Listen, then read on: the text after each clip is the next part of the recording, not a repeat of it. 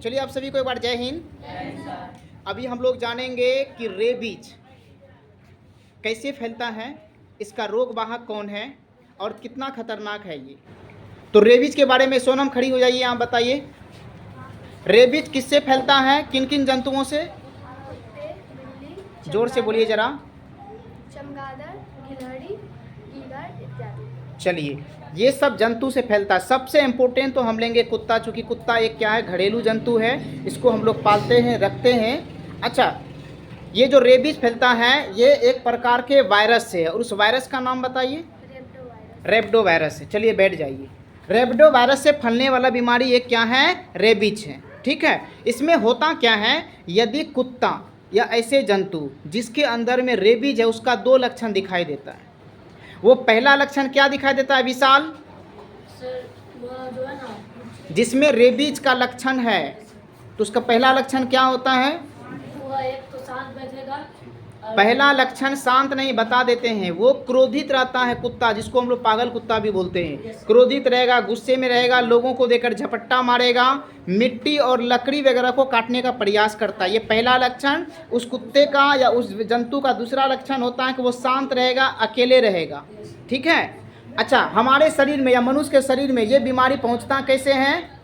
जब कुत्ते हमारे शरीर को कोई भी जंतु, यानी कि कुत्ते या कोई भी जंतु जब हमारे शरीर में काटता है तो उसके लार के माध्यम से हमारे शरीर में पहुंचता है और रक्त संचार के माध्यम से हमारे मस्तिष्क तक पहुंच जाता है, और मस्तिष्क को पूरा तरह से क्या करता है, प्रभावित करता है। और एक बार जब मस्तिष्क तक प्रभावित हो जाए तो फिर इस बीमारी का उपचार नहीं है।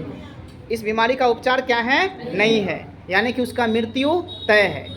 इसीलिए खासकर आपसे सलाह भी है कि आप जब भी किसी ऐसे व्यक्ति को या बच्चे को देखें कि इसको कुत्ता ने अगर काटा है तो तत्काल उसको सदर अस्पताल सरकारी लेके जाना चाहिए, और वहाँ ये बताना चाहिए कि हम लोग को पता नहीं है कि वो रेबीज का शिकार है या नहीं है, लेकिन आप ऐसा कोई एंटीबायोटिक या तो ऐसा कोई मेडिसिन लगाइए, सुई, जिससे कि रेबीज का भी खतरा कम हो जाए। क्योंकि रेबीज का खतरा या रेबीज से लड़ने के लिए एक सीरम लगाया जाता है जिसका नाम है एंटी रेबीज। क्या नाम है उसका?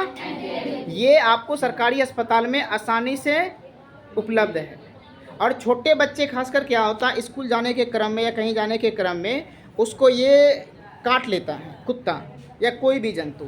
खास करके विशेष हम कुत्ते को ही टारगेट करेंगे, क्योंकि हर गली मोहल्ले में कुत्ते होते हैं। हालांकि वो बड़ा वफादार होता है कुत्ता, इसलिए उसको हम लोग प्यार से पालते भी हैं। ऐसे बच्चे को जब काट लेते तो डर से किसी कारण से हमारे घर में आकर नहीं बोलते हैं। अच्छा, रेबीज का लक्षण बताइए जरा सा, अगर इंसान में हो तो क्या क्या लक्षण आएगा हम जानेंगे, खुशी से बताइए तो जरा।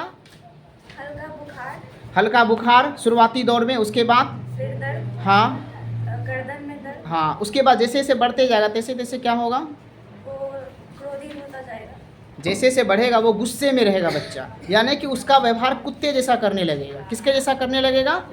कुत्ते के जैसा करने लगेगा। उसके बाद और क्या होगा?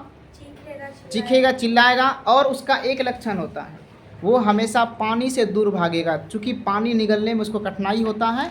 पानी देखते ही वो क्या करने लगता है, डरने लगता है, भयभीत होने लगता है। क्या करने लगता है? भयभीत होने लगता है। अच्छा, ऐसे पेशेंट क्या होगा, बच पाएगा? कब बचेगा? जैसे ही काटे तत्काल उसको हॉस्पिटल ले जाया जाए, और वहाँ पे अगर उसको ज़रूरी उपचार करा दिया जाए, और उसका डोज पूरी लेनी चाहिए। कितना डोज है पता है? 14 सुई कहाँ लगवानी पड़ती हैं? पेट में या तो जांघों में लगवाया जाता है ना। ऐसा करके हम इस बीमारी से बच सकते हैं। इस हिसाब से कुल हिसाब से क्या हुआ, एंटी रेबीज का सीरम लगवाना चाहिए। और ये रेबीज जो है बहुत खतरनाक बीमारी है, और ये खास करके ऐसे जंतु जैसे कि कुत्ता, बिल्ली, बंदर, गीदड़, चमगादड़ से फैलता है। और सबसे महत्वपूर्ण चीज़ है क्या, कुत्ता, वो हमारे आसपास में रहता है। अगर हमको कहीं खरोच काट अगर ले तो तुरंत अस्पताल से मदद लेना चाहिए, वहाँ उपचार कराना चाहिए। चलिए ठीक है, वेरी गुड, बैठ जाइए।